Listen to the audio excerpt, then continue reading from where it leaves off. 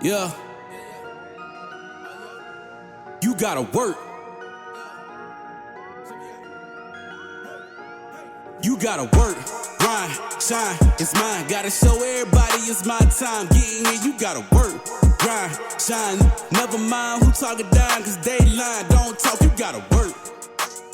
Welcome to Let's Talk with Carl Lee, where sports, culture, and community intersect. Join Carl and frequent co-host Hollis Lewis as they dive into engaging conversations with guests from all walks of life. Let's Talk is proudly presented by attorney Frank Walker. Real talk, real experience, real results. FrankWalkerLaw.com. Let the conversation begin on Let's Talk.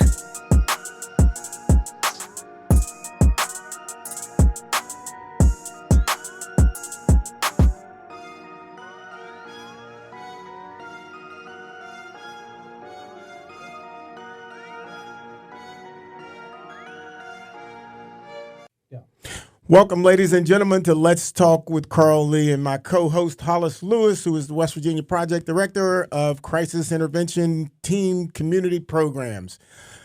Let's Talk is presented by attorney Frank Walker. Real talk, real experience, real results. You can visit Frank Walker at FrankWalkerLaw.com for more information. You can also catch Let's Talk every Sunday at 1 p.m., Thursday at 7 p.m. on 580 WCHS. If you want to catch up on any of the past episodes, you can go to WCHSnetwork.com/Let's Talk.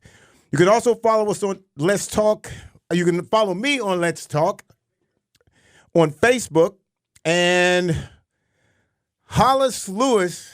Today we have a very, very, very kind of special guest here today. I kind of got started with this young lady, Lisa Otey, as we know her as the football queen. Thank you very much. Lisa is from Bale, West Virginia, and went to DuPont High School. She earned her bachelor's degree in education from West Virginia State University and her master's degree at Marshall. Go Herd. Go Herd. I want to get that in because I know you got a little WVU in the background there, too. I like both. She fell in love with football at a young age with her father taking her to a high school game. And at that point, I think football just kind of took her over. She also was a cheerleader. She was part of, and probably the biggest part of, the RSN media part of it, because she's the fact checker, fact and the detailed kind of person. That's who she is. And she also is the reading specialist for Kanawha County Schools as her full-time job. All right, I'm gonna start this somewhere off the chart a little bit, just because I want to make sure I make this point before we get into the discussion that we're going to go. Our C team, youth football, had won 2 games back-to-back.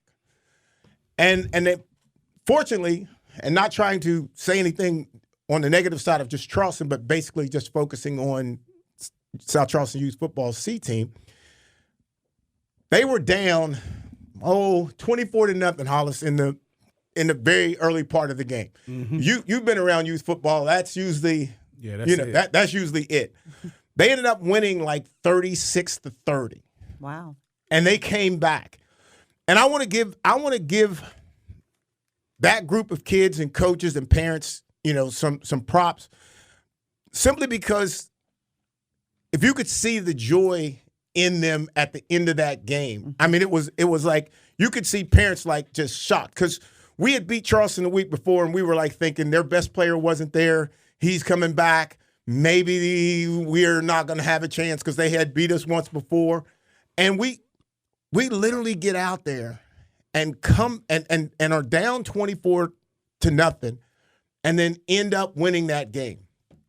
I thought that was probably the greatest game in youth football that I may have ever seen in my life. It had to be. And I hope those parents and those kids will have a chance to remember that. Mm-hmm. And sometimes you can be too young that you might forget and maybe not even know the importance of what you did.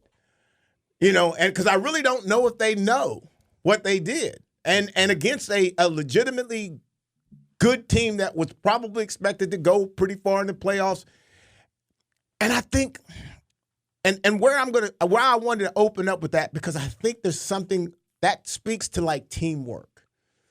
Okay? It does. And when you have teamwork, when you have all the players playing, and if you're seeing some of these little kids, we were the size, we were so undermanned. Like, I think we had at practice yesterday, I think we had 10 kids. So we might have 15. And they probably had 5 kids that 2 of our kids couldn't match them. Right. But they didn't pay any attention to it. They just went out and played. And like I said, I'm just super, super proud of them. And then it brings me to this thing. Where is teamwork now? Like, where is teamwork? Where do you get that kind of feeling from? Because if the 3 of us is on one team and we're buddies and we're close, we're locked in. In my era, we're locked in. You have a bad game. I'm like, hey man, you're okay. Don't worry about it. Lisa have a bad game. Come on, we're good. Let's go. Where is that? Because I think I don't have to care about you. I don't have to care about Lisa. All I need to do is try to figure out what is best for me on the team. When I see this young team celebrating and the coaches and the parents and they're all hugging and half of them want to cry, like, I can see the team in that. I can see the community in that. But do you think that in situations where kids are transferring from school to school, do you think that fosters a lack of teamwork? Do you think those two things are equivalent? No, well, let me ask it this way. If you were on that youth football team, or I'll do better than that. Our other team, okay, who lost the week before, we had people saying they weren't going to play because they knew we were going to lose. So where is the team in that? You know what I'm saying? Like, This ain't about that we're going to lose. This is about you being part of the team.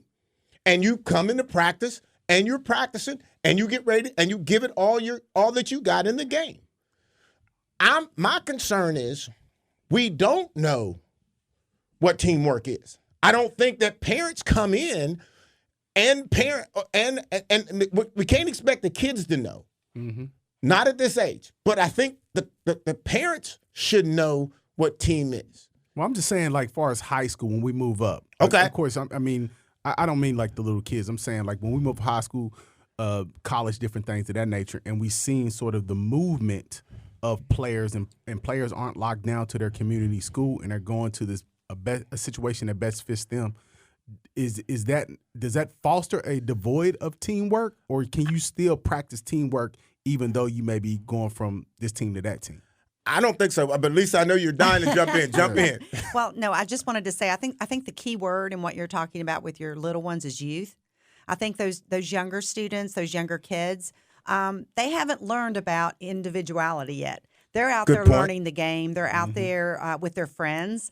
They're out there, trying to help each other. And I think as the older they get and the more they realize, okay, little Johnny over here, he can really run fast. He's good. He's a good running back. Mm-hmm. Or Tommy's a better quarterback. And when they start, defining their roles, I think the teamwork, especially what you're saying about transfers, Hollis, I think what happens is when they find their niche in the actual sport, because, let's face it, in the youth leagues, they probably aren't assigned a specific position, so to speak. They may play more than one position, correct? Okay. Mm-hmm. So they're still figuring out what they're good at and what they're not good at. And plus, like I said, they're young. And so they have that enthusiasm, that joy, that when you get older, it becomes more, I don't want to say they lose the joy, they lose the happiness in playing the actual game, but I think the pressure starts to build. Okay. All right. So, Hollis, me and you play youth football together. Yeah. We go to middle school. We play middle school football together. Then we go to high school. We both are freshmen. We play our freshman year together. We sit on the bench. Then our next season that we go in, I do pretty good. You know, I didn't want to give him the credit and say Of he was course going to be not. good. Of course not. Never. I didn't want to give him that. Never do so, it. So I do pretty good, and I leave. Or the following year, I leave for another team. Like, I don't know. See, for me, I don't know how to do that. Like, I don't know how to say, like, okay, I'm going to leave my buddies. We live 2 doors down from each other. But we that's not necessarily the question. The question is, can you be a good teammate for the new school, for the new team? And I think you still can be a good teammate.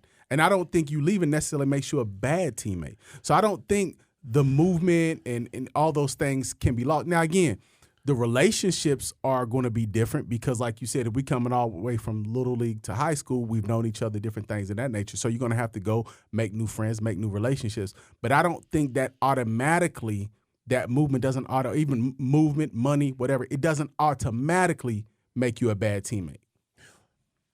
Lisa?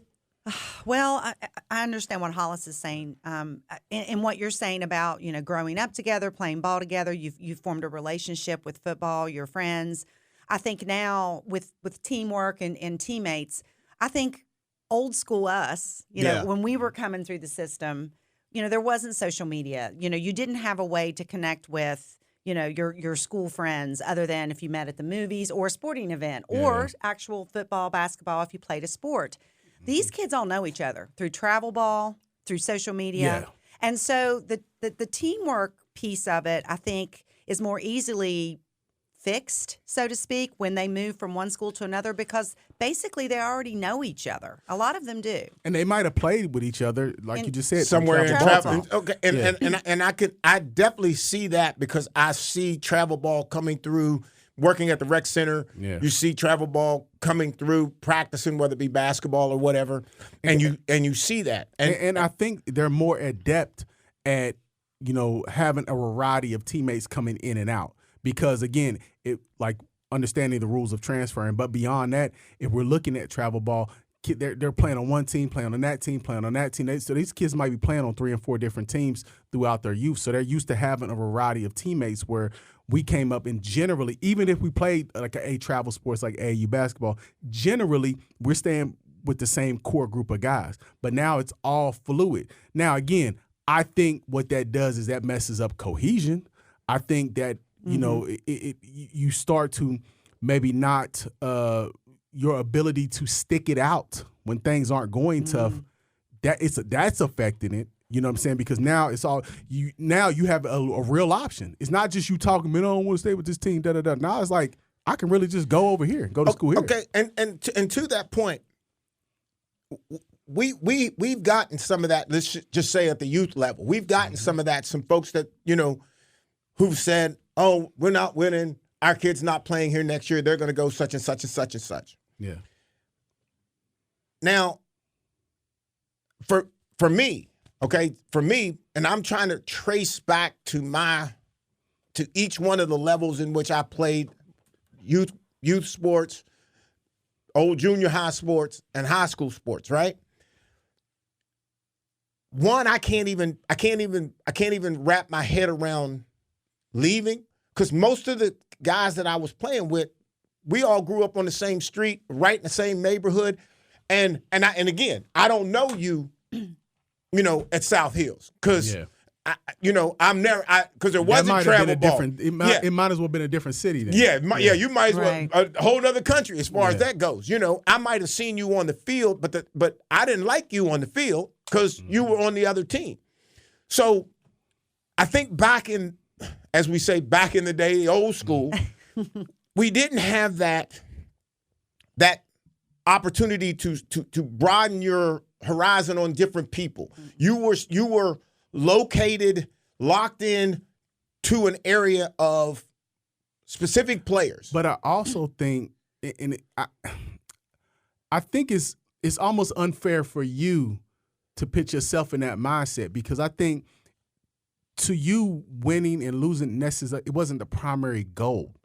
For you, it was always I'm trying to get to the league. I'm glad you said that. So winning and losing wasn't your primary thing. So I think it's hard for you to understand that because your goals weren't that. Where this kid who's just going to play high school football, might play junior college, might play small college football. Him and his parents' goal is to win now because they know they're only doing this for a short time.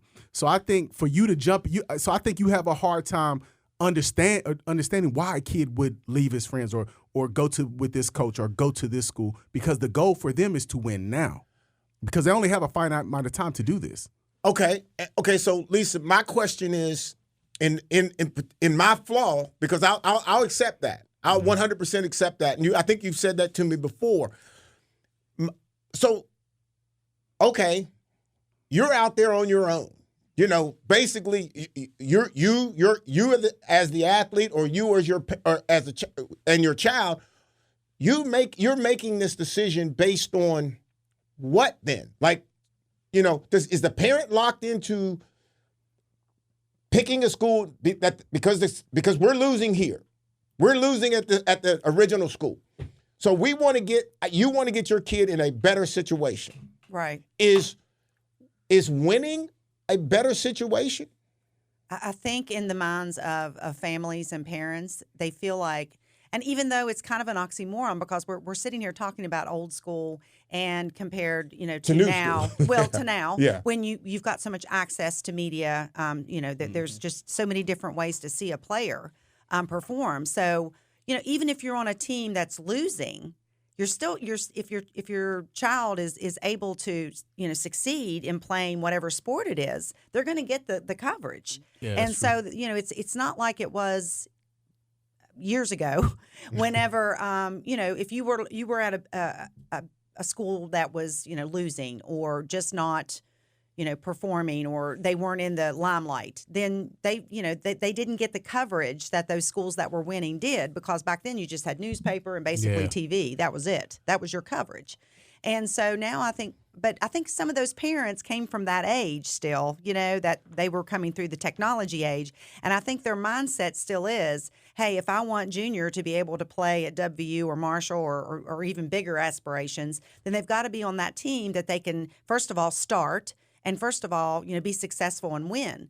And if they're on a team, also another thing that they may be looking at is if their child is on a team that is weak and they're playing, let's say, offense, you know, they're a good offensive player, they could get hurt because you don't have the players to protect that player. So I think there's just so many facets into what families are looking at when they're entering the transfer portal, so to speak. I think they're also looking at the quality of education. Yeah. I do think that to a degree. I do to a degree. I don't think it's prominent for a lot. I think in the beginning, when they were hesitant to just transfer because they want to be on a better team, I think that they may have looked at the school and tried to figure out. I think now all that matters is what that team that I'm going to send my kid to, that I'm going to send my kid to. I think that's all that matters. Is my kid going to play if I come to Hollis' school and he's the coach, is my kid going to play? I think that's really all that matters. And if he's not going to play, okay, are you going to win? Now, and I'll say this, and Hollis hold me to this. All right. We got to get a scout. We need a scout on the show. Yeah, for sure. We need a scout on the show to actually make it very clear to parents what they're looking for. Because, I mean, you got to fit the metrics. I mean, you know, you got to be the height, weight, and all that kind of stuff, the 40 times, the bench press. Like, you've got to get all of those things, and it doesn't really matter. But I think even to that degree, for a kid who doesn't fit the metrics, to Lisa's point, if I can get on this good team, if I can start, and then my kid who may be a little bit undersized here and there can show improve and they can, you know, be successful, then that might propel them. Whereas opposed if they're on a bad team and they're not fitting the metrics and they're not having the success, the stats, everything like that. So I just think it's a lot of factors that go into play when parents are trying to assess moving kids from school to school. I don't think it's I think it has a lot to do with winning, but I think they're looking at a lot of different things.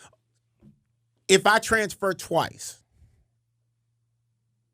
am I wrong? Am I selfish? Am I being selfish, or am I just inside of the system? Am I just staying inside of the system? If I transfer twice, so I leave South Charleston, I go to South Hills.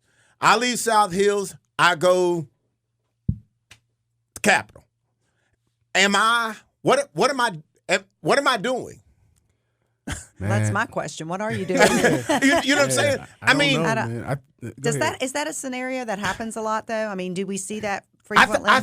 We've seen that a couple times. Yes, Okay. I think there's a couple kids that have actually. Kids generally they'll start at one school, they maybe go to another school in the state, they maybe going somewhere out of state and they come back. Yeah. So we have seen kids go to 3 and 4 different high schools.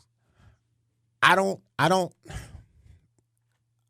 I think there should be like a cap on that. I mean, like you should only be able to transfer once. I mean, that's it.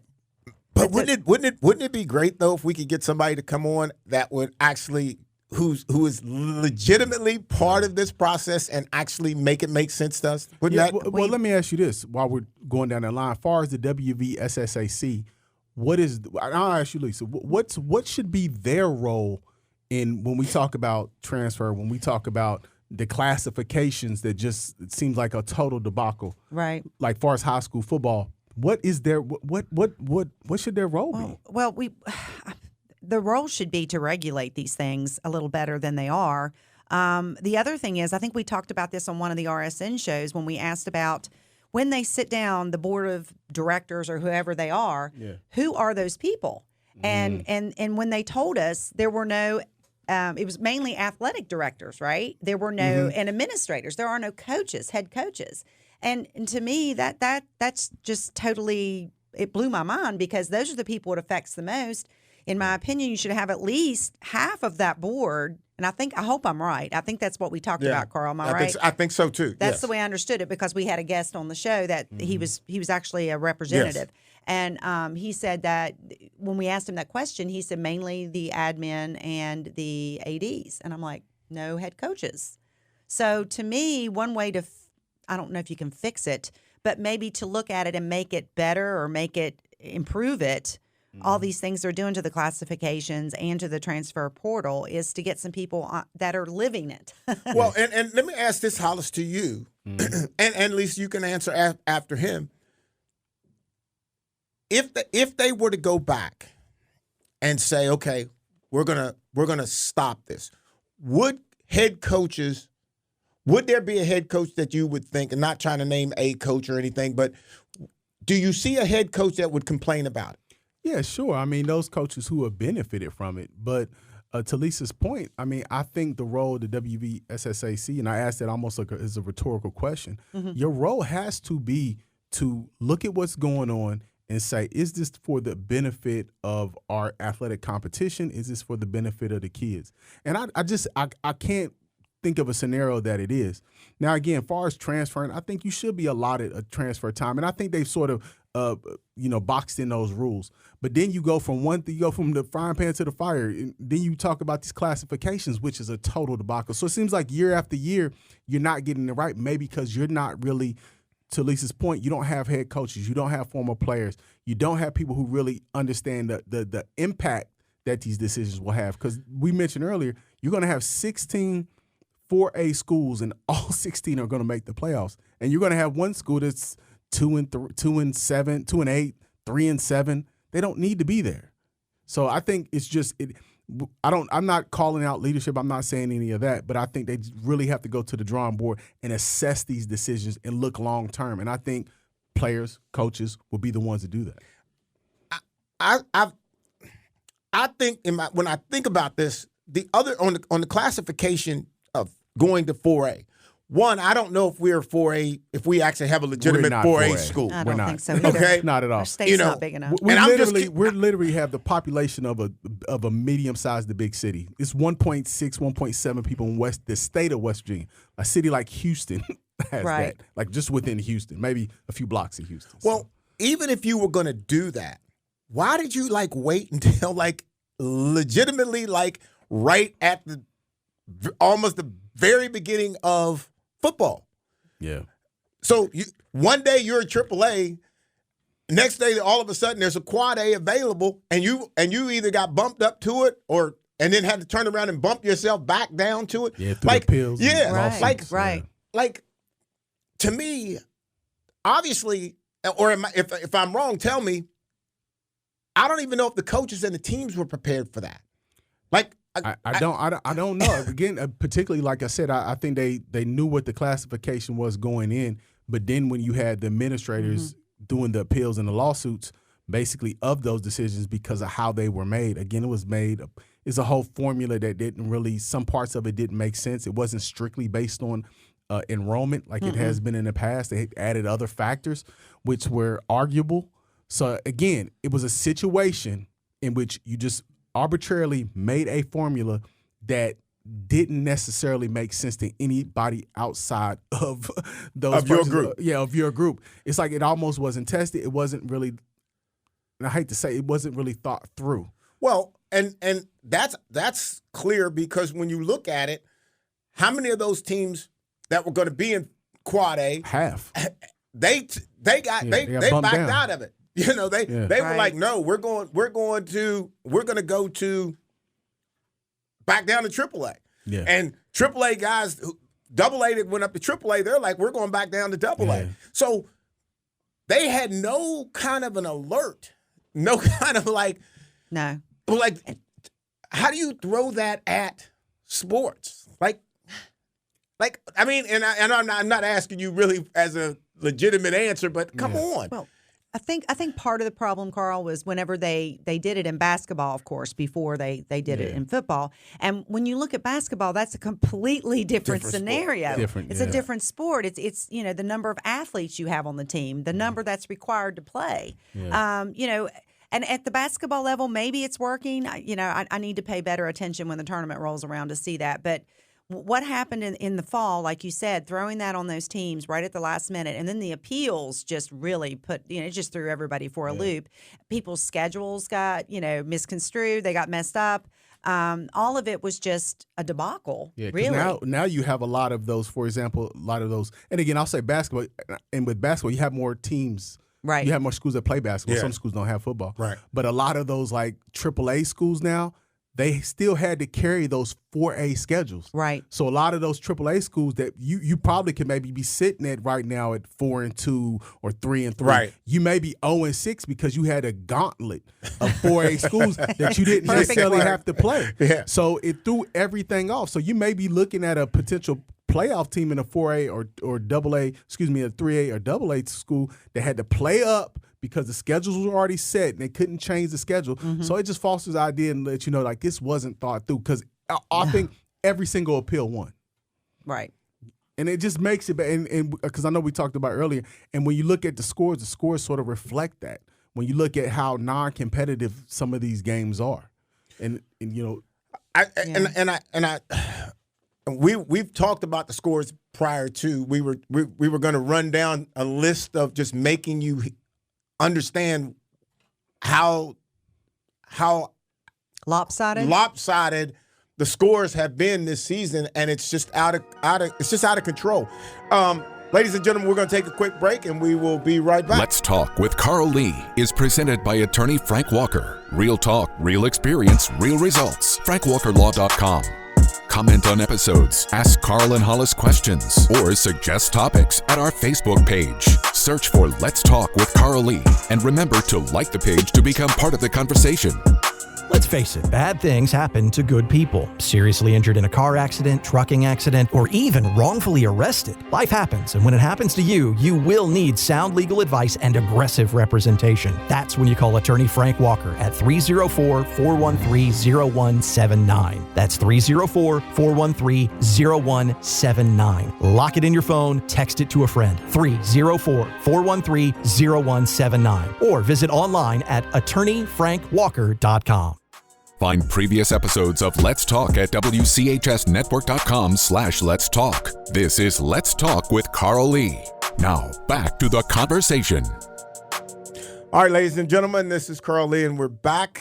And a little bit of a conversation going on prior to the break about just the reality of I don't even want to call it transferring, just the idea of high school sports and where it is and where it's going to go, and just so many different lopsided scores and things like that. But I think we're gonna jump off of that for just a second. I think Hollis has. All right. I think he has a topic that he wants to throw at me. So we seen last night that LeBron James and his son Bronny actually took the floor together, right? So he's actually playing with his son. I think LeBron is in. He's a champion and all that. I think he's in his 21st year, something like that. I think it's 20, something like that. He actually played a NBA game with his son. They played together. Wow. Does this make LeBron the greatest of all time? Oh, boy. Because he was able to do that. Does that make him the greatest? And if he stays another year or two, he'll probably play with the youngest one too, or against him. I don't want to say yes. I really don't want to say yes. I'm gonna lean on the side of no, but what I will give him is I don't know anyone who could sustain that physicality at that level for that long. But let's bring it back home, because we've seen players play with dad. We've seen like King Griffey, he played with his dad, right? But King Griffey I don't think King Griffey Sr. was never considered like the greatest or the best in the league or the GOAT conversation. We're talking about somebody who's arguably a top 2, top 3 player of all time in NBA history. And traditionally, their sons don't do good well in sports. They don't do well. They don't make it to the league a lot of times, let alone, be drafted. So I'm saying for the greatest, what somebody considered the greatest, and his son played with him and made it to the league. Okay, Lisa, I will piggyback off what you say. I'm curious of what your thoughts are on that. Okay. I feel like maybe he's the greatest at longevity. And he's able to, like Carl said, sustain, the physicality of being in the NBA all these years. But what you really need to look at is his resume of wins and performance. I mean, to me, I still look back at Michael Jordan. Okay. And I'm thinking, the comparison between Michael Jordan and LeBron, it's different style of play for sure. Yeah. And so that makes it even more difficult to determine who is the greatest of all time. Maybe they both are. But to me, I think it's awesome that his son is able, is talented enough to be able to get to that level and play with his dad. But yet, I don't know if that qualifies him as the GOAT. But does that go on the resume? I guess it what can be there. For sure. But is that part of when we look at the big picture? But it's not all of it. But for sure. But so when we're looking at resumes, that's on the resume.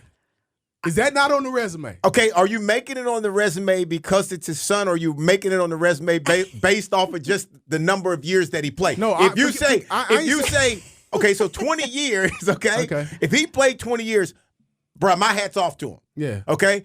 He plays 20 years, and he played a game with his son for 3 minutes. Well, let me say this about the 20 I don't think that gives you any more. I'll say this about the 20 years. To me, it's great, but I don't think with modern technology and everything you can do, I think we're going to see a lot more of that. I agree. In the basketball, it's way less physical than the 90s. Yep. So to me, that's not even like whoop-de-doo. It's okay, it's big. But what I'm saying to you, you are considered a GOAT of the game. You considered one of the greatest ever, and you brought your son up with you.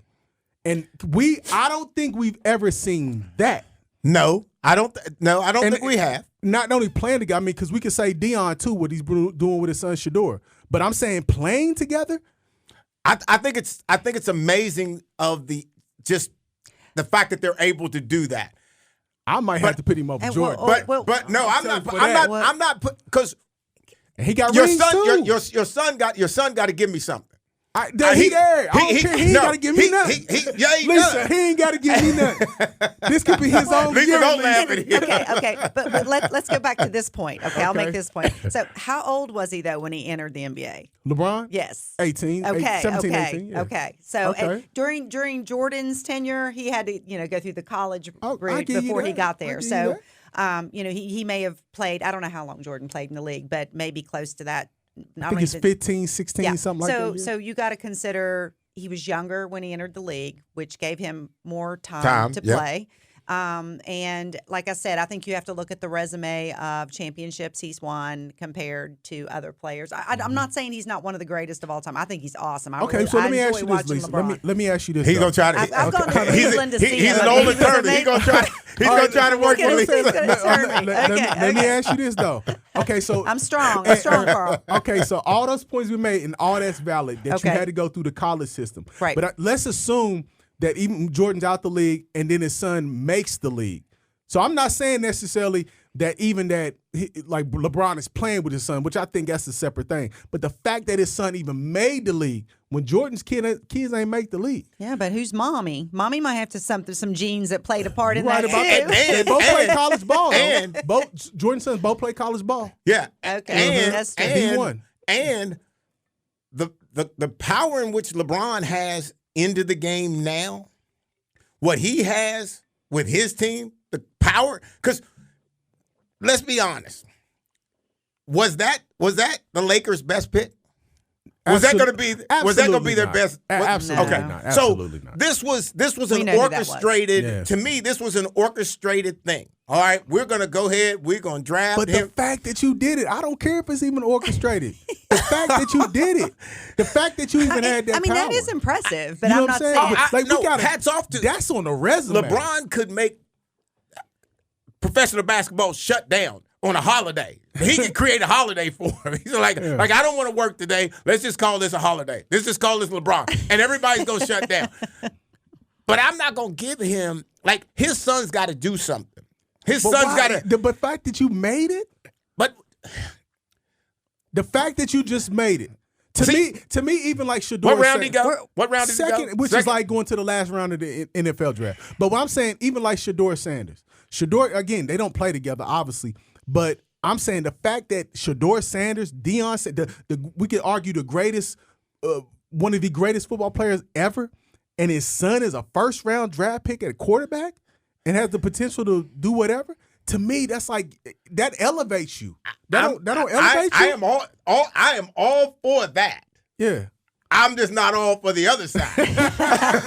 Because when you start talking about Shador, that ain't the same.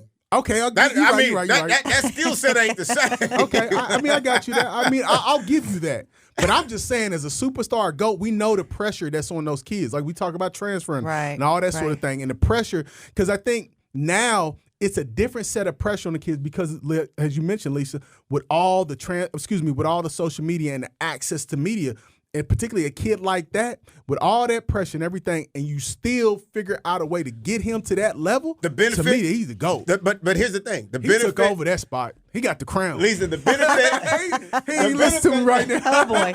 Here we go. Lisa, the benefit of being LeBron's son is you're only, all the noise that LeBron's going to get, he's shutting that out. Right. And so his kid ain't getting all that heat. Oh no, his kid got heat. I'm not saying they're not. I'm not saying that they're not talking about him on social media and saying he's not this, he's not that. I'm not saying that, but it's LeBron's son, and LeBron is got him under his arm and bro, come on, don't read that.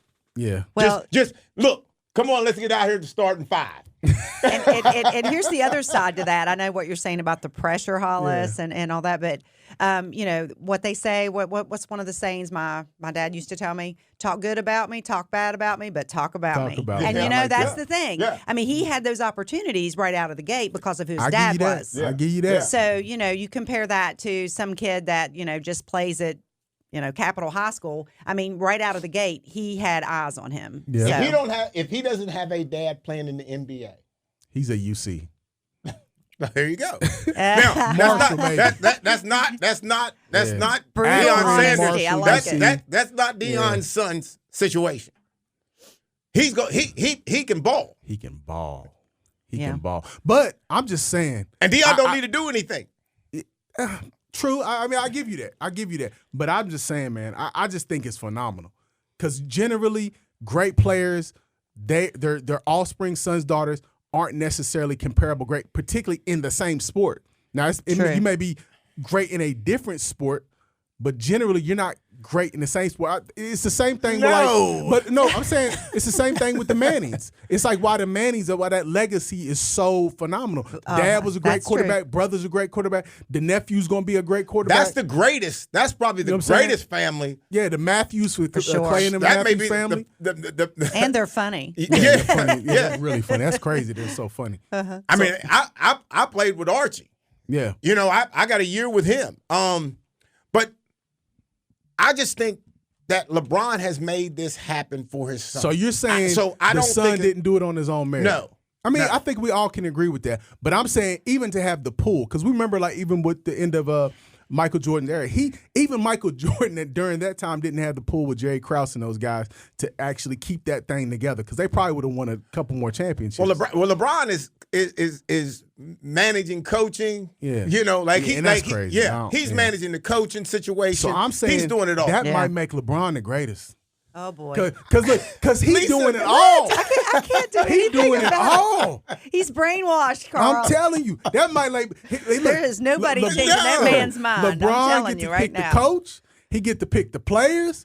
Hell, he the GM. Oh, okay. So and in he won championships. okay, in that vein, when you say it like that, what you're saying is he's like the Godfather. He got total control. Yeah, He I'll got give you total that. control. I'll give you that. And I don't think we've ever seen a player in sport. That's a different thing. Outside of Floyd Mayweather, outside of a boxer, where that's kind of an individual promotion. If you're looking at a team sport, and we can sort of relate this back to like what the conversation we had last segment about the parents and sort of what they're seeing and how they're moving now because they're seeing somebody like LeBron who has total control of everything going on. So I think of what a lot of parents are saying, hell, my kid is the best kid. My kid is All-State. My kid's Division I player. I and my kid, but mostly I want that same level of control too. And I'm saying LeBron is, I think, changed the way sports parents have thought about how to maneuver their kids, whether it's, and then we look at the same thing with Deion, how to move their kids, whether it's youth league all the way to maybe a collegiate or now professional sports. So I'm saying LeBron has been able to take all that and say, look, this is what I want, even at 20 years in, even on the downside of his career. So I'm saying you got to look, that's got to count on the resume and say, man. And again, I'm a Jordan fan. I grew up WGN. I watched every Michael Jordan game growing up. We had that here locally. Yeah, I did too. Yeah. So well, I was older. But. yes, but I'm saying. So what I'm saying is like we got to count that on the resume. And I don't know if we can ever look past it. I don't know if we're ever going to see something like this again. Oh, Lisa? boy. I think when we talk about and we talk about the GOAT in different sports, we talk about it in football, we talk about it in basketball. I think in my mind, when I think about hearing the greatest of all time, I think it all is generational. I think you have to look at the time that the players played, and I don't think you could compare one, facet of time to another. Like you can't compare the 90s and what Michael Jordan did during that time period to what's going on in the NBA now. Same with football, like what you're saying with Archie Manning. His style of play compared to what we're doing today as a quarterback is completely different styles of play. So to me, I can't just pick one. You can say that there's several, I guess. Yeah. But to say there's one GOAT of a sport, I don't feel like is a fair thing to even try to do. And also when you talk about generational differences, I also think when you're like, if you like the 90s kind of back, I think it's all about the play on the court. And I think when we're looking at 2000s and those arguing that these new players are the greatest, we're looking holistically. So we're saying we're looking at the play on the court, but we're also looking at, well, what's your shoe deal like? What's your business like? In LeBron's case, he has control of everything. So I think we're adding different factors maybe that you guys don't add because you're strictly looking at play on the field, on the court, or what have you. And we're looking at the totality of everything. Okay, so if my dad joined every coaching staff that I played on coming through, that ain't gonna make me the GOAT. Even if I still play in the league and blah blah blah blah, that ain't gonna make him the GOAT. If your dad played for Minnesota and you played for Minnesota, and your dad was the best in his era, and you playing now, man, your dad got an argument. That's bragging rights like a mug. Right. That's. I think that's bragging rights. I think there's bragging rights involved for sure. Yeah, but- sure. Yeah. I'm kind of over here with Lisa because the way that I see this is the epitome of daddy ball. Okay, so you looking at it in the negative. Yeah. No, I'm not. So, but what Daddy I'm saying ball is, sounded kinda Or negative, would Hollis. they have drafted him? And LeBron has that power. So the question is, why didn't? Okay, so if he's a second round pick, and and by your words, that's a last round pick. that's in a the last league. round Okay. pick. Okay. Yeah, So if he was so good, why didn't somebody get him? Why wouldn't somebody else get him? I think the word was out by LeBron's people. Hey, he's off limits. From the moment he started playing basketball and there was the reality that they could possibly play on the same team, I don't care what team LeBron was going to play on, his son was going to be on that team. Right. Yeah. So That's what he wanted. that's the epitome of daddy ball. Okay, but let's go get back. So to my That's point the earlier, video. when parents are looking at it, that's a negative thing. So I don't think you're looking at this based on Bronny's merit to where he should be. So you're saying this is a negative. It's not good for anybody. No, it's not, because somebody's parent is looking and trying to, I had somebody come up to me when I was at the high school and talk to me and said, "Oh, my son's this and this and this and this and that, da da da da. I want him to do this. I want him to do that." I was like, "Well, I don't know. I got to see him." Never showed up. Because what did he want? Okay, I'm good. I'll take him. I can't. I'm gonna take him. If you're gonna give him, I'm gonna take him. But I can't guarantee you nothing. LeBron is walking around with that power, and nobody else is touching it. It's the epitome of power in the league. But that's a good thing, right? No, no, it's not, because anybody else that comes up and in that situation, now teams are stuck getting everybody else's kid. Well, I was just going to say, he played for how long with his dad? You said the other? Or? It's a couple minutes. I'm not Yeah, sure. it was like 3. I Okay. think it was 3 minutes. Yeah. I think. he said. Okay. So do you feel like he's a potential starter Nope. for the Lakers? I would say no. No. So do He's you a G feel League like player. he's okay? So do you feel like he's taking a space on the Yep. team that someone else that would be Probably. more deserving? Yep. I would So say that yeah. is kind of what Carl's saying. But the Not thing to is, take his side, but I kind of see that. I'm not arguing that. That's Right. fine. Okay. But Okay. I'm saying the fact that you just got him there, regardless of how you got him there, that's You gotta count. like the power. You gotta like the power, because number one, players in those sports we talk about, NFL, NBA, NHL, Major League Baseball, they never had that sort of power. Where they That can ain't the power you manipulate. want, though. That ain't But the you power don't we think need. so? No, that's not the power we need. That we can get our son all the way through the system. No, we don't need that You power. need that power. No, we don't. don't. Your kid needs to be able to fit the metrics to get in. Period. They should deserve. Exactly. They should earn it. They should earn it. Yeah. I don't know, man. No way. We're ganging up on I Hollis. I don't like know, it. man. I love it. I see his point though. I'm I do saying see his if you point. got that sort of power, I think he's got his own resume. I mean, to me, he's the greatest. He's one of the greatest of all time. No without doubt. the fact that his son Yes. joined him on the court, And he don't need on this. his own merit. He don't need this. On his own merit. He But doesn't I'm need saying this. the fact that you got him, the fact that you got your son, and again, there's been other plays. Gary Payton's son plays, Tim Hardaway's son's plays, Scottie Pippen's son is on his way. So there's been other guys. But the fact that you got him and you playing with it, you got him to the NBA and you playing with him, and you had the power to do maybe somebody who wasn't necessarily ready. I'll say it like that. My To do that? dad would never want to say I Different generation, though. No, I get it. I It get is it. a different Different generation. generation. But You can't to the compare same that. point. I But agree. to the same point, my dad, because you're touting the idea of this man has got his kid all the way to the Lakers. Yeah. You're touting that. I So, am. So I'm saying my dad would be the one saying, he ain't even ready. He needs to put some more time But in. here's the fact, though. What I'm saying is this. Bronny is going into the family business.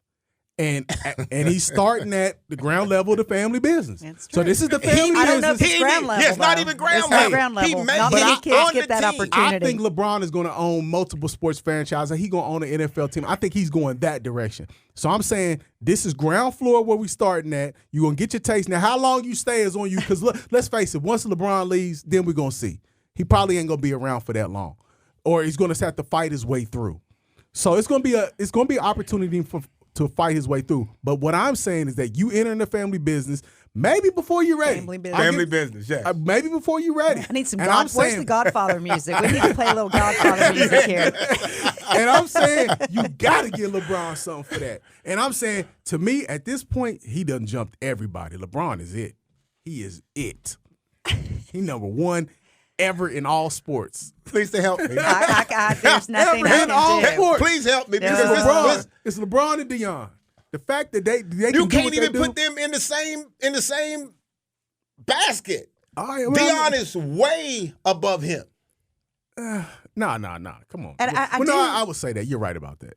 You're right about And that. his kids are way They above deserve. Well, LeBron's kids. yeah. His son would not be a starting quarterback at a college unless he was could the play. best. Yeah, Yeah. he's able to do it. Yeah. In the NBA, it's different. You know, they can bring Bronny out for a few minutes and put on a show and then put him back on the bench Yeah. where he probably belongs.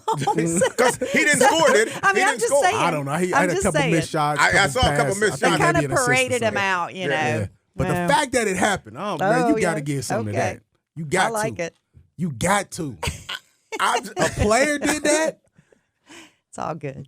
No, it really is. No, you can't give him Lisa. You can't give him that good. because he'll walk out the door with his head But here's the swollen. thing, though. I'm submitting that it's a problem. I will submit to you that it's a problem. I'll submit to you that it's one of those problems that's going to not have repercussions at the top, but going to have repercussions at the youth level and down, right? At high school and all that. But the fact that he was able to do it, man, you got to give him something for that. And to me, he jumps over everybody. Again, Ain't nobody had that type of power in team sports. power is not the GOAT, though. It's part of it. No, it is. See, it's No, part it of what isn't. No, we it isn't. saying, or the new No, it's newer what you generation. saying. No, a new generation. That's what we say. Y'all only look at stuff on the field. You only We look at assess what's performance. You You're right. only look at performance. That's the Right. only thing you That's look all at. that matters. It doesn't. Jordan, But as in much our as- mind, it is. But as much as Jordan was a performer on the field, he changed the whole dynamic of merchandising. Yeah. Which is going to his legacy. Nobody ever going to have better That's shoes true. and apparel than Jordan. But that's not He's the number same. one As, ever. that's power. That was power into the sneaker business. That's power into the. But that counts on the gym resume. equipment and That all counts kind of on the stuff. resume. But it's not power. It is power. He It's changed not. the whole It's not dynamic. that. It's not the kind of power that he can get his son in to play, and his son is 5'5", and he gonna get 3 minutes on the court. No, because, and I'll say this, it wasn't that I think Jordan probably had the power. It's just that he had your mentality. He wasn't going to boost his son up who he didn't feel like was ready to do that. But LeBron is thinking different. I'm going to get my son, bring him in on the family business, give him a taste, see what he can do. Because if it don't work out on this side, maybe he can go to the office and work out or coaching or go on that side and work it out. So it's phenomenal to me. Like, I changed my mind on it. Lisa, I'm not putting, my grandson is not going to be a football player, right? might, He's- he might. No. He He might. ain't interested in it. He ain't gonna be not his comfortable. thing. It's He not his might thing. watch some old clips and decide he want to No. put on that 39. I want him to be. I want him to wear the 39, but he won't be on the football field. There we go. What I want for him is whatever it is that he wants. Now, if I can help him in that process, bro, I'm all out. Right? Like, I'd be all out to Right. help him in any situation that he could need. If he said he wanted to be a cornerback today, I would be working with him right now. and you're going to do everything possible to get him to where he should to be successful. But I think what his point that he's trying to make here is did LeBron kind of put it in Bronny's head? Oh, for this sure. is what you want to 100%. do. 100%. Not so much really what Bronny wanted or was drawn to or what he was good Who at. is this for? Yeah. Yeah. Them playing together in the first NBA game, blah, blah, blah, blah. Who Well, put that together? It's an old clip of LeBron years ago, and he's saying they asked him, well, like, what's your dream for your son? Blah blah blah. He said, I want to play with my son in the NBA. So 100%. So that was they put it in his But the dream. fact didn't matter. The Yeah. fact didn't. Thank you, Lisa. But okay. Thank you. But I'll say it like this again. How many parents do we know that put dreams in parents' kids' head that didn't manifest to squat? And the fact that he put the dream in his head and it manifested and it fulfilled itself, LeBron is the GOAT. He has the resources to make that dream happen. True that. And, You're right. And I think most parents, I'll go back to my parents, okay? I'm saying I want to play pro football when playing pro football was not even something that you could actually legitimately talk about. My mom supported me. My dad supported me, okay? That support made it very easy for me to feel comfortable in my dream, to spend the time and know when I'm not spending enough time to do it. My dad would make sure, like, if I'm not running, he didn't wake up and push me out the door. But if I didn't do it, what were you doing? Right. Why you ain't run today? You know, that was for me. Did he live my dream? Did my mom live my dream? Yes. But my dad was like, I'm gonna be there with you. I want to get there with you. You know what I'm saying? But they all live in the dream for Bronny. Everybody got the dream now. Everybody. And LeBron made it happen. So however he made it happen, he made it happen. And I'll say one more thing, because what Carl said about his dad. When Carl went to his parents and said, "This is what I want to do," they supported him. They didn't put the idea in his head. If Carl would have went to his parents and said, "I want to be a doctor someday," then they would have supported that. But what's wrong with putting dreams inside your kids' head? I mean, it don't always work out. But in this case, it did. If I put a dream in my grandson or my son's head, that's my dream. Right, and it worked out. In this case, I'm saying a lot of times it don't work out. So what you're saying is LeBron got his dream come true. LeBron got his dream come through his son. I 100% agree. I 100% agree with that. Who does that? Who gets to, like, you the greatest, one of the greatest of all time, and you got your son in the NBA? Can he? Who should probably maybe shouldn't be there? Could Bronny say, Lisa, if I can mute you, I'd mute you. With the new equipment, I can't mute you. Lisa, in my mind, I'm thinking there's no way Bronny can turn to Dad and say, "Dad, you know what? This basketball really, I don't really think that I'm at the level of everybody else." Right. Or that I maybe he doesn't even. I got your mic blocked, so don't say Go ahead. Or maybe even saying something like, "I really don't think basketball's for me." Like, you know, like, I mean, you don't know what conversations happen behind closed doors. That's true. But, you know, I think it is amazing that what happened with Bronny being able to join his dad, you know, that's a dream come true for LeBron. But is it a dream come true for Bronny? I'm sure it is now that he's experienced it, but I don't think at a young age he maybe he did. I don't know. Nobody knows what happens. What if I'm the sixth man? What if I'm the sixth man and Bronny came in before me? Say, bro, this is LeBron's team. You got to do what Coach say over there. Coach calls shots, man. He just happened to have on a uniform. That's the problem. I legitimately think that is. But to me, again, to me, it's secondary where the dream came from. I'm not even looking that deep. I'm just saying the fact that he made it, man, it's crazy. That's crazy that a player would have that much power, that much authority, that much respect over a franchise. I'm a Laker fan. Over a franchise like the Lakers. We ain't talking about the Clippers. We're not talking about the Cavaliers. We're not talking about. But is ownership the same? Team. Is ownership still the same now? Like, it's not old school either. No, it's not old school. No. It's not like it was. Not for some franchises, but I think for something like this, again, everybody's talking about it today. They're getting all the pub in the world. They may not manifest into a whole bunch of wins, but the fact that he was able to do this, to me, he jumps everybody. He's the greatest in sports history. We will have to get back together as this goes down through the season and kind of discuss this halfway through. So, Lisa, we'll have you back. We'll see how many more Bronny appearances take place out there in Los Angeles. Exactly. All right, I want to thank Frank Walker for being our sponsor. And Lisa, I appreciate you being on. Thank you guys for having me. I had a good time. I had a good time with you. Unfortunately, I could never have a good time with Malcolm. They know I'm right. Oh, Hollis. I'm playing some season ahead. All right, ladies and gentlemen, we will get back with you again soon. We're out of here. Let's Talk with Carl Lee is presented by attorney Frank Walker. Real talk, real experience, real results. FrankWalkerLaw.com. Comment on episodes, ask Carl and Hollis questions, or suggest topics at our Facebook page. Search for Let's Talk with Carl Lee, and remember to like the page to become part of the conversation.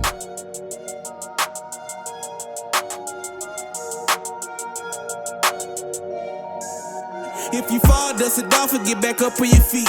Anything could be a win, yup, even defeat. They say sugar bad for you, why is victory sweet? Couldn't play with big kids, I had to sit in the street and watch from a distance, but over time I grew. If I put in the work, in no time I'm due. Everything that I worked and prayed, I'm okay. If you ask me, how did I do it, I'm gon' say, you gotta work, grind, shine, it's mine. Gotta show everybody it's my time. Getting here, you gotta work, grind, shine, never mind who talking down, cause they lying. Don't talk, you gotta work. You gotta work. You gotta work. You gotta work. You gotta work. You gotta work.